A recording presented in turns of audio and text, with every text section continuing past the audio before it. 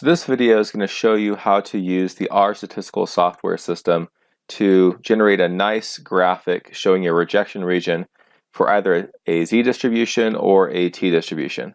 So the first thing that you want to do is download the R statistical software system, which is available at www.r-project.org. So go to this website and then you can click CRAN under download.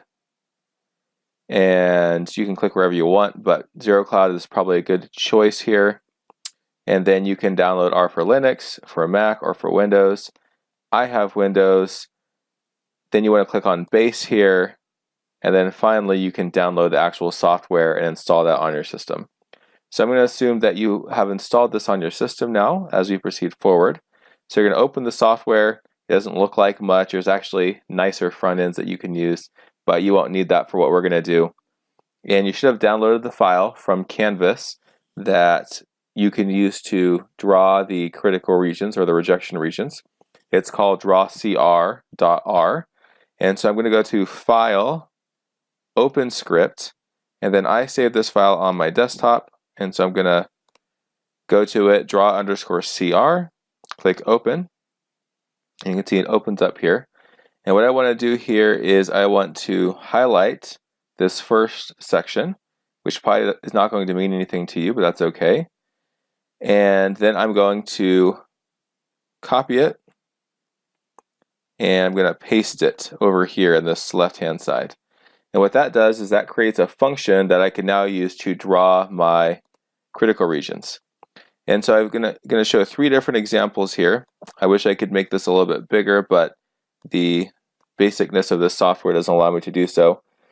And so I have 3 examples here. And so there's 2 different kinds of distributions that we might want to draw critical regions for.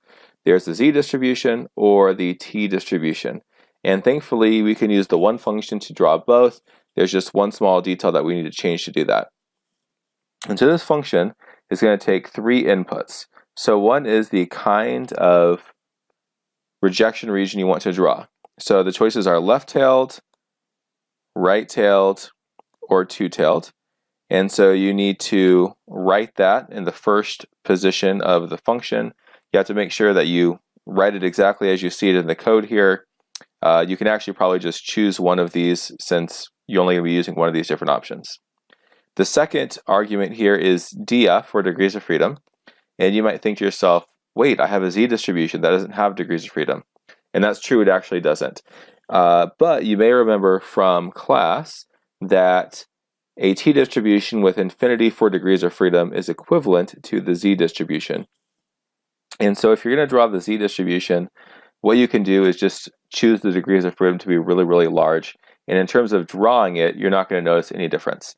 And so I've just set it to 1e99, which is 1 times 10 to the 99 power, which is a very large number.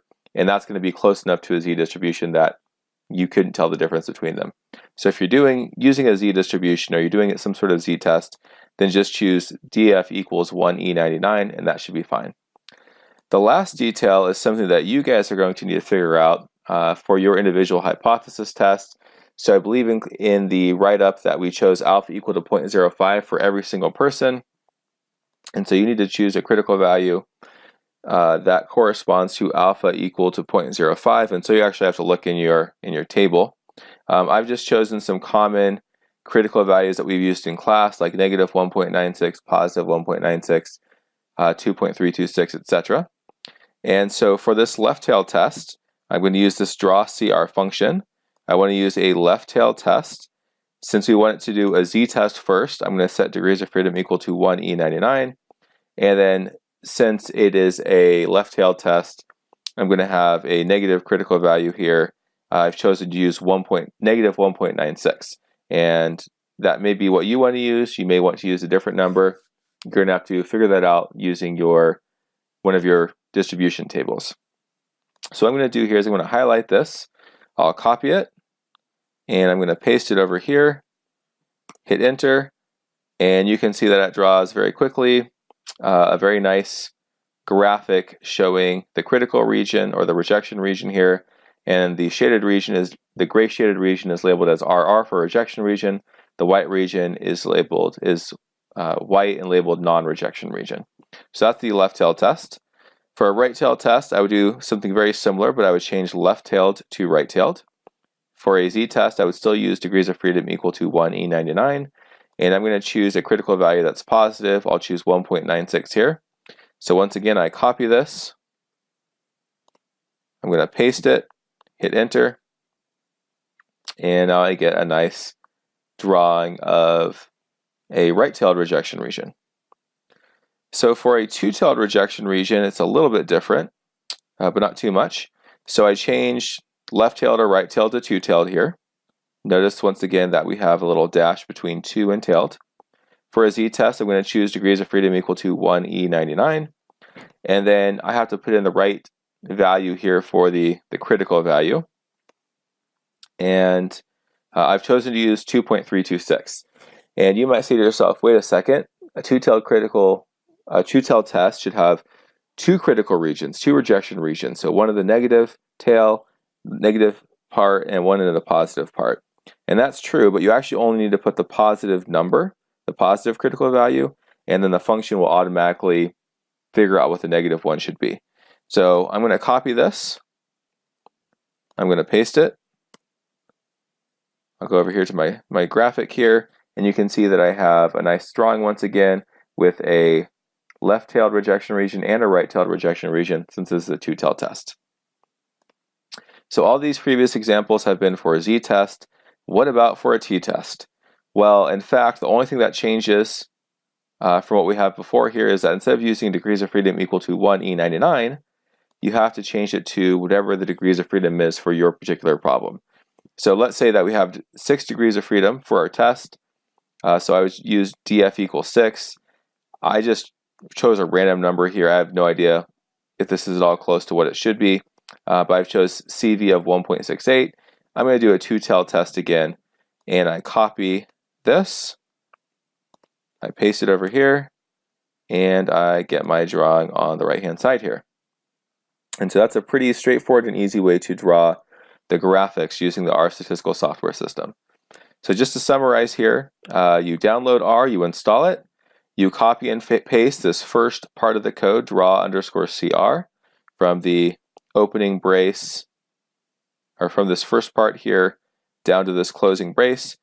And then you need to choose whether you want to do a left-tailed test, a right-tailed test, a two-tailed test. You only need to run that particular section of the code. If you're using a z-distribution, then use degrees of freedom equal to 1e99. Otherwise, put in whatever number you need to use for your particular problem. And then you need to actually look at your distribution table and figure out what your critical value is going to be and put the proper number behind or after CV equals. And that should give you the drawing you want. And after you obtain your graphic, then you're going to want to go File, Save As, and you can save it as a meta file, a PostScript, PDF, PNG, bitmap, TIFF, JPEG, etc. I'd recommend a PNG file personally, but you might choose something else. I'll just call this critical regions, and I can save it on my desktop, and then I can include that graphic in my project analysis write-up and in my poster very easily. Hope this helps, and I wish you guys all the best in completing your project and your poster.